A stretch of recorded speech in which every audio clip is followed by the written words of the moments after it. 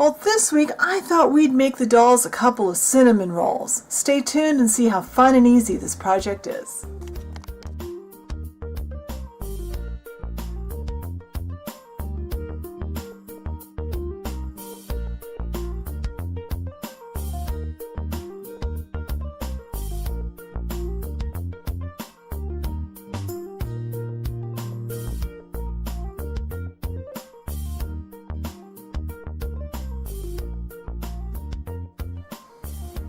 Alright, to start out our cinnamon roll, we need some bread colored clay. We're not going to do much texturing on this, so don't worry about texture. This is just some white clay with a little bit of beige mixed into it. Same basic mix we've been using for all of our bread stuff. You just don't want pure white. So I've got a gob of clay here, and I kind of practiced to make sure it's going to come out right. What you want, roll it flat. Take a snake like that, roll it flat, and you want about 6.5 to 7.5 inches this way and approximately an inch tall. Then I have some liquid clay, and I pre-mixed this because I had to play with the color. This is translucent liquid Sculpey with these two colors of chalk mixed into it to make the color. What we're looking for here is something that's kind of like a baked cinnamon color. And we're going to spread it towards one edge of this piece of clay. And it's sticky and gooey, and just be prepared, this is going to be messy. Don't go all the way down, you just want a line at the top. This cinnamon roll is going to be made to be displayed on a plate. You're not going to want this to be you're not going to want to look at the bottom of this. It's not going to look finished on the bottom, although I can show you a way to do that. Alright, so I've got a line of that there. I didn't go all the way to that end. I'm going to go all the way to this end though. This is going to be my center this time. Put this off to the side, and actually you can actually put this all in the oven and bake it, and then it will just peel off nice and neat and your tray will be completely clean. Get a wet wipe, because this is incredibly messy and you are going to want to keep your surface clean so that you don't make a mess. So now we're going to roll up our cinnamon roll. Just like rolling a real cinnamon roll. And I like that the edge is cracked a little because it makes it look more realistic. There. Now, I'll lay this here to cut it. I'm going to cut off to make this flat on the bottom and more so it'll sit better. That clay is scrap clay. Now, hopefully this. I have a jumbo craft stick here. Kind of push this down onto it. If you can get it to stick, it's great. If not, not a big deal. Take a toothbrush. Try not to spread that liquid clay around. I know, easier said than done.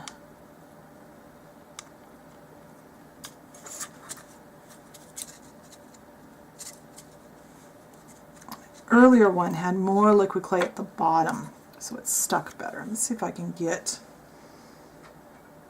I actually want this to be stuck to this a little bit. It'll be easier to work with.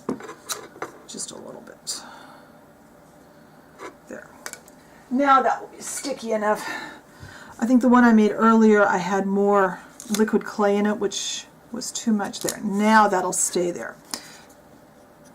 We want it on there so that we can work with it. Now, let's get some chalk out. Now I'm going to assume that my cinnamon roll, since it's round, was baked not up against other cinnamon rolls. So I'm going to cut, that's why it's all rounded off. We're going to take our chalk just like we always do. I'm going to get mine out on my tray ahead of time so that I can just mix it. Remember, you're only doing one cinnamon roll. You don't need a whole lot of chalk.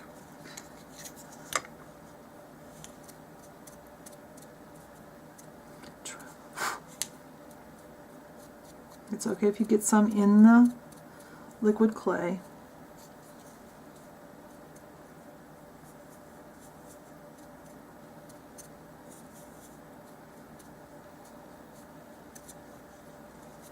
A little more brown on this.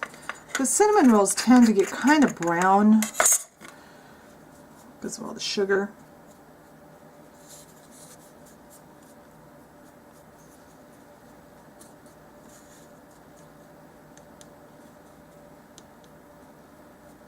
Now, take a tool that's got a point on it, like a knitting needle, and kind of pull this apart a little bit. Try and go nice and smooth. Just kind of work those edges out so it looks like our cinnamon roll kind of grew in the oven. And also then you can kind of mix that clay up that's got the liquid clay that's got chalk on top of it. Get that carried down. Now, bake this in about a 270 degree oven for about 15 minutes because this is pretty dense, and we want to make sure that that liquid clay is completely cleaned or completely baked. Cleaning, we want to make sure we clean this brush, because if you've got liquid clay on there, you're going to make a mess on future projects. So be sure and wash that. Be a good idea to wash any of the tools you used with a good soap and water, and make sure all of that liquid clay and chalk mixture is off of everything. And wash your hands really well because it is sticky. So I can't talk today. I'm going to bake this and then I'll be back. Alright, now I have 2 cinnamon rolls here. This is the one we just did, and I'm just going to leave it, well, I might put a little bit of frosting on it. But I love how this turned out. This is what I made earlier, kind of to try to see where I wanted to go with my liquid clay. You can see my liquid clay mixture was off. I had too much liquid clay in the cinnamon roll, and then it was just too orange. I added more brown to it. So we're going to frost this one. So to frost it, I usually use Scribbles 3D paint. I can't find my white. I think my white went bad and I threw it out and I forgot to buy new. But I've got this Tulip Puffy dimensional fabric paint. If you heat this, it will become a puffy paint. If you don't heat it, it's a regular 3D paint. Always start not on your project. Whether you're using this for clay on a polymer clay project or you're putting it on a garment, always start off. And since I don't really like the color of that, I'm going to do quite a bit of frosting. Maybe I'll do a little bit of frosting on this one.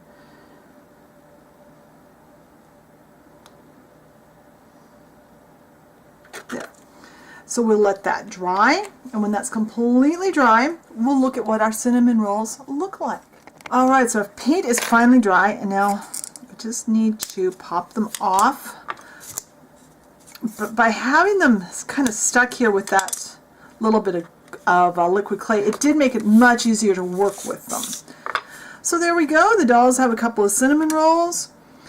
Little excess on the frosting on this one, but I know people that would do their cinnamon roll that way. I personally like this one better. But that's our cinnamon rolls all finished. I hope you enjoyed this tutorial. I wanted to show you, I just baked the tile right along with the cinnamon rolls so that then I can just clean up. It's just as easy as this.